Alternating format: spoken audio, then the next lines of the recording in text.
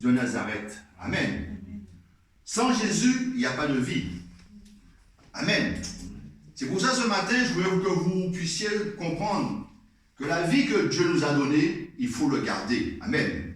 Et ce n'est pas toujours évident de garder la vie que Dieu nous donne. Parfois, on change de chemin. Amen. Et parfois, on change de chemin, on est dissipé, on est brûlé, on est évaporé par ce feu. Amen. C'est pour ça ce matin, nous allons prendre nos Bibles en Genèse chapitre 2, 7 jusqu'au verset 9. Amen. Alléluia. Genèse 2, 7. Voilà. Genèse 2, 7. Ce matin, nous allons parler du péché, de la perte de l'homme. Amen. Et de la présence de l'homme. Nous allons parler ce matin de sacrificateur. Nous allons parler de la résurrection de Christ. Pourquoi il est ressuscité. Amen.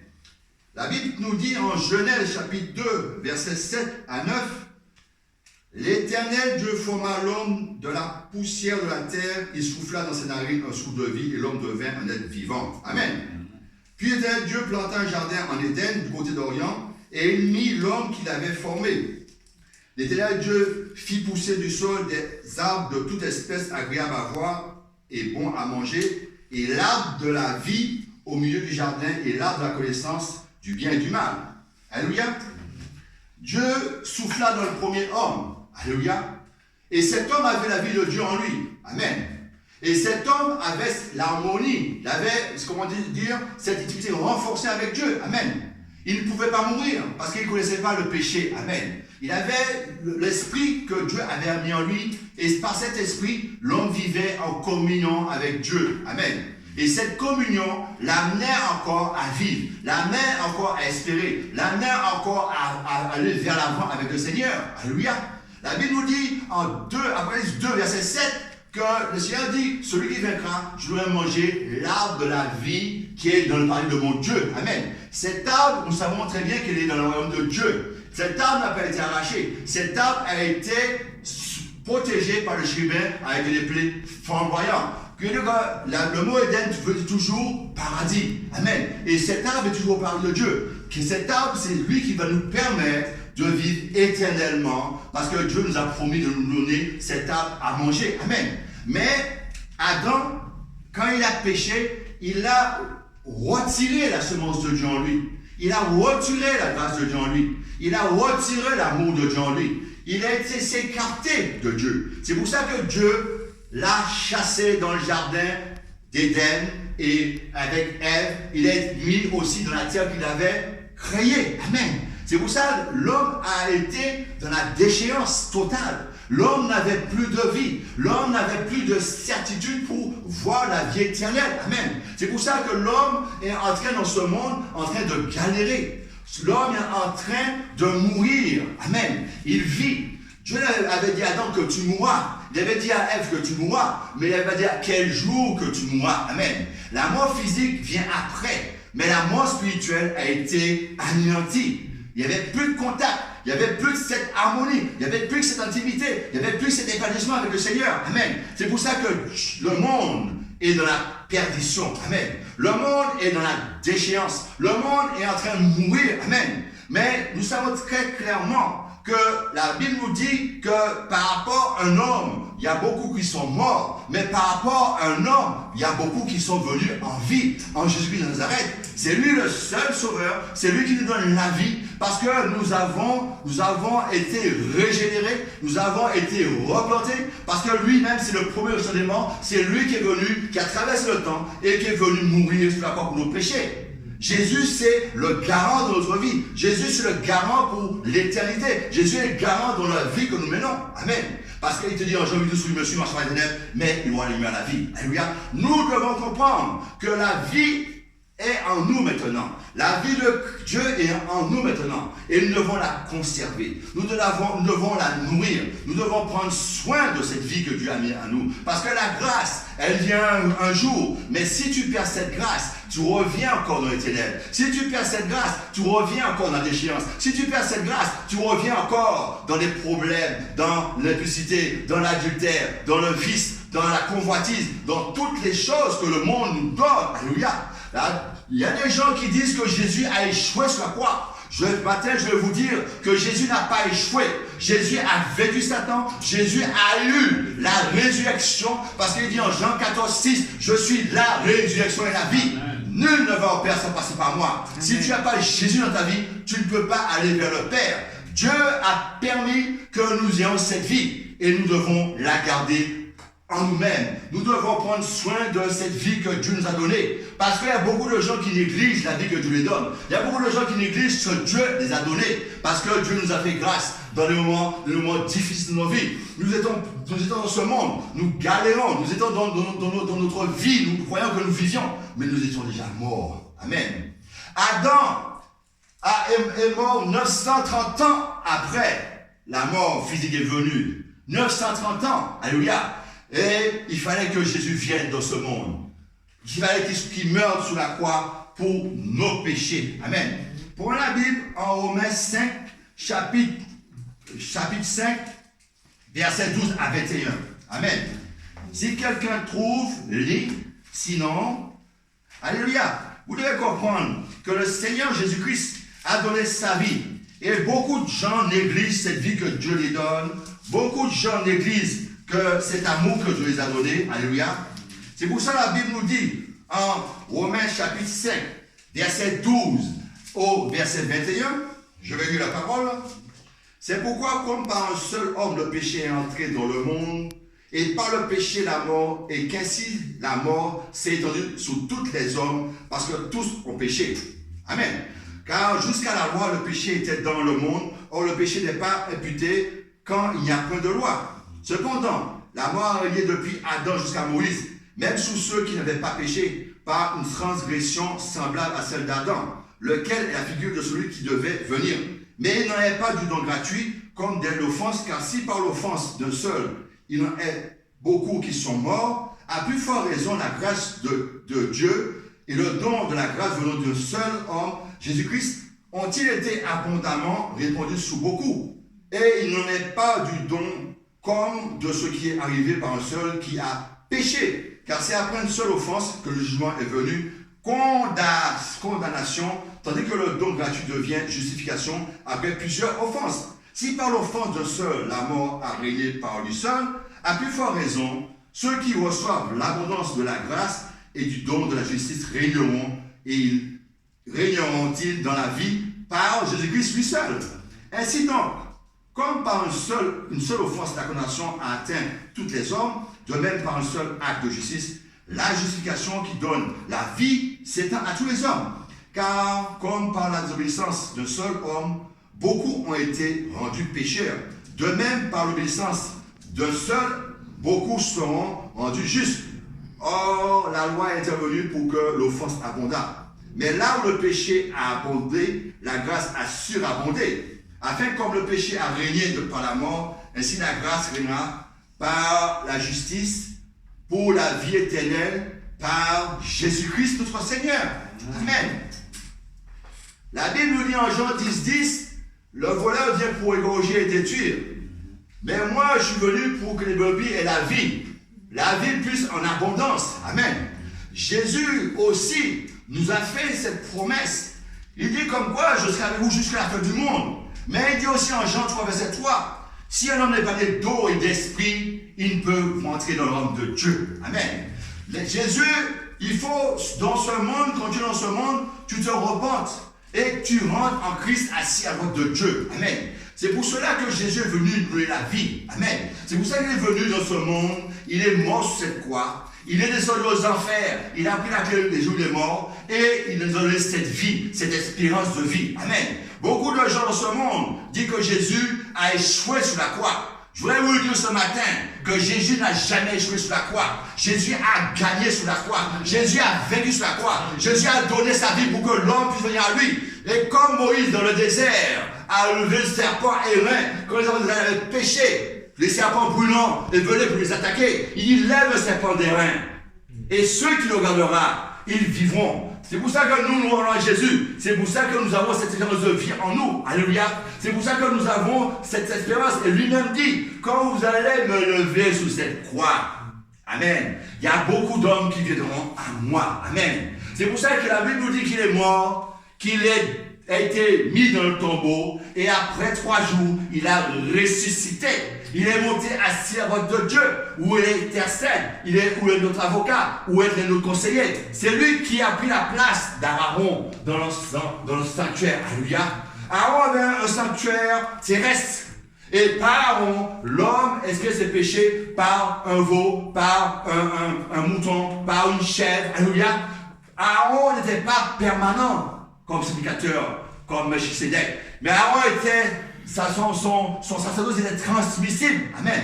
Que Jésus-Christ, son sacerdoce, il n'est pas transmissible. Amen. C'est pour ça que Dieu a préparé un sacerdoce céleste. Où est-ce qu'il est rentré une fois pour toutes? C'est par son sang qu'il a purifié toutes choses. C'est par son sang qu'il a purifié le péché. C'est par son sang qu'il a effacé toutes choses. Pour que nous puissions avoir cette vie en nous. Alléluia.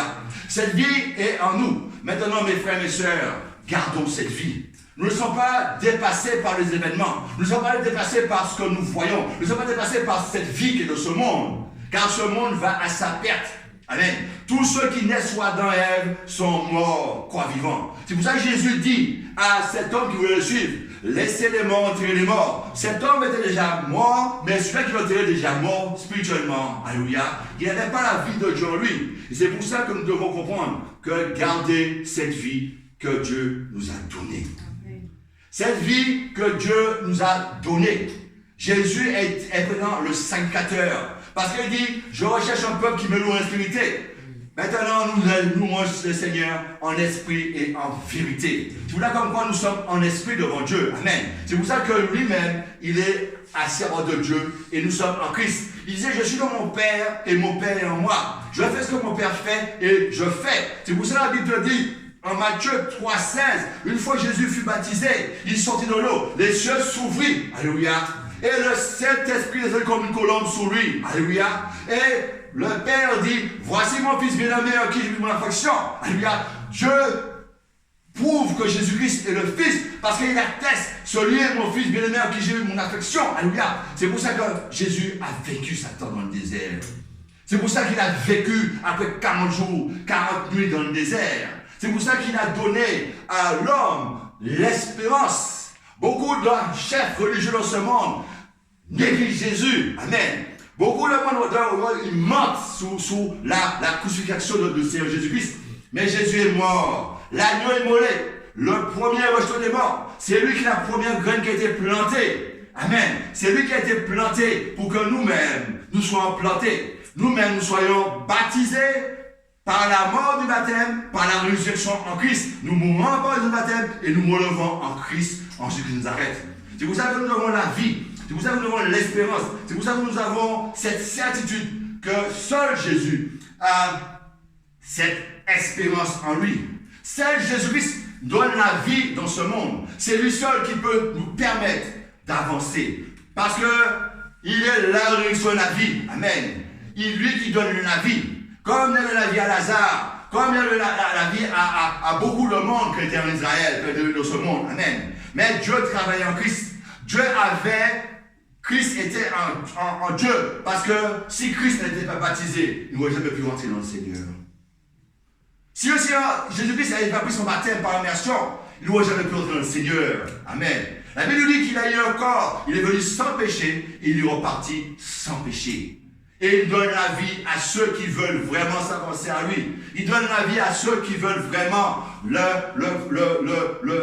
louer, l'adopter. Parce que la Bible dit en Jean 3,16 que Dieu a tellement aimé le monde, qu'il est son Fils unique, afin que ceux qui croient en lui ne périssent point, mais qui ont la vie éternelle. Alléluia. La vie éternelle est en nous. Amen. Il faut que ce corps soit implanté. Amen. Mais nous savons très bien l'expérience que nous avons en Christ, que nous mourrons par le corps physique, mais l'âme ne mourra jamais.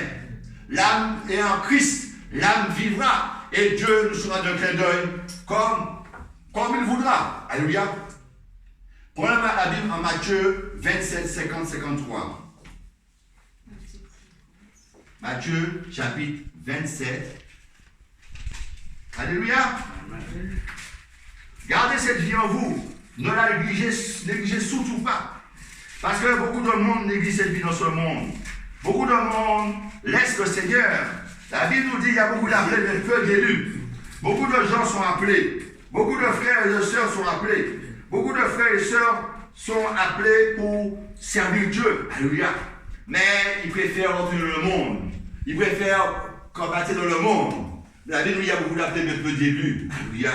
Vous devez comprendre, vous devez être des élus. Si vous êtes des élus, il faut garder la vie de Christ en vous. Si vous êtes des élus, il faut garder la semence de Dieu en vous. Parce que Dieu a dit que par son Saint-Esprit, il nous a donné cette vie. En Acte 1:8, vous recevez une puissance, le Saint-Esprit viendra sur vous et vous serez mes témoins en Jérusalem. Alléluia. Je monte au Père, je vous vois le Saint-Esprit, va aussi vous consoler. Le Saint-Esprit, c'est notre garant de notre vie pour la résurrection. La Bible dit, Éphésiens 4:30. N'attristez pas l'Esprit de Dieu qui a été mis en vous pour le jour de la rédemption, le jour de la résurrection. Alléluia. Nous devons comprendre, garder cette vie en nous, garder la vie de Christ en nous, garder l'amour de Dieu en nous. Alléluia. De ne pas nous écarter du chemin. Parce que Dieu nous a dit large chemin de la perdition, le petit étroit chemin qui est bien l'éternel. Nous avons trouvé ce chemin. Beaucoup de gens y passent, mais ne trouvent pas. Mais Dieu a permis que nous trouvions ce chemin. Et nous devons y rester. Alléluia. Nous devons rester dans ce chemin. Nous devons, cultiver ce chemin. Alléluia. Nous devons donner, toujours Dieu, gloire. Amen. La Bible dit en Matthieu 27, chapitre 52 au chapitre 53, les sépulcres s'ouvrirent et plusieurs corps des saints qui étaient morts ressuscitèrent. Et dans ce sépulcre, après la résurrection de Jésus, bien sûr, ils entrèrent dans la ville sainte et apparut à un grand nombre de personnes. Alléluia. Alléluia. Qui prouve par ses écrits, Jésus est ressuscité des morts. Et les saints qui étaient morts, alléluia, ont été ressuscités. Et après la résurrection de Jésus, ils sont entrés dans la ville sainte. La nouvelle Jérusalem qui descend, l'Apocalypse, alléluia. Jésus a permis que ceux qui étaient morts, de le temps de Noé, de le temps de Moïse, montaient dans le royaume de Dieu. Amen. Et beaucoup l'ont vu, qu'est-ce qu'il avait fait, alléluia. Et il a ressuscité. Quand la Bible a dit comme quoi il a crié, il a posé le dernier cri, le voile du temple a été déchiré. La séparation qu'il y avait entre Dieu et l'homme a été enlevée. C'est pour ça nous-mêmes, nous avons besoin de passer à autre chose. Nous avons cette grâce. Nous nous mettons à genoux et Dieu nous entend en Christ. Alléluia. Nous n'avons pas un téléphone rouge comme des présidents. Alléluia. Nous avons besoin de Jésus-Christ de Nazareth. Nous savons qu'il a ressuscité. Il a vécu Satan sur la croix. Il a détruit ses œuvres. Il a été dépouillé. Il dit, je vois Satan tomber comme une éclair. Et il dit aussi avant qu'il meure, le Fils, le prince de ce monde sera jeté dehors. Alléluia. Alléluia. Et quand Jésus-Christ est mort, les ténèbres sont venues dans le monde. Amen. Les ténèbres ont envahi le monde. Mais où est-ce que Jésus est? Il n'y a pas de ténèbres. Il y a la lumière. Il est la lumière qui donne la vie. La lumière qui a la puissance sur les ténèbres. Alléluia. C'est Jésus-Christ. C'est lui qui a ressuscité. C'est lui qui a permis que nous puissions vivre. Alléluia. Alléluia. Nous allons lire, on ne va pas lire tout, mais on va lire un dernier verset. 1 Jean 5, 11, 12. Amen. On ne va pas rester longtemps parce que j'ai tellement de versets à lire, mais j'ai dit bon, on va pas comment dire. Alléluia. Restez avec cette vie du Seigneur en vous. Ne vous laissez pas attendrir. Amen. Parce que la chair est faible. Amen. Mais l'esprit vivait toutes choses. Amen. Nous ne sommes pas juges devant Dieu. Mais nous devons faire attention à notre vie. Nous devons faire attention à nos démarches. Nous devons faire attention à notre vie en Christ. Amen. La garder, la protéger. Alléluia. Qu'est-ce qu'il nous dit en 1 Jean, verset 5, 11, 12? Qu'est-ce qu'il nous dit? Qu'est-ce que quelqu'un a trouvé? Quelqu'un a trouvé? Oui. Et voici ce témoignage, oui. C'est que Dieu nous a donné la vie éternelle et que cette vie est dans son Fils. Celui qui a le Fils a la vie, celui qui n'a pas le Fils de Dieu n'a pas la vie. Je vous ai écrit ces choses afin que vous sachiez que vous avez la vie éternelle, vous qui croyez au nom du Fils de Dieu. Amen. Et voici ce témoignage, c'est que Dieu nous a donné la vie éternelle. Et que cette vie est dans son Fils uniquement. Celui qui a le Fils a la vie. Celui qui n'a pas le Fils de Dieu n'a pas la vie. Je vous ai écrit ces choses afin que vous sachiez que vous avez la vie éternelle, vous qui croyez au nom du Fils de Dieu. Alléluia. La vie est en Christ.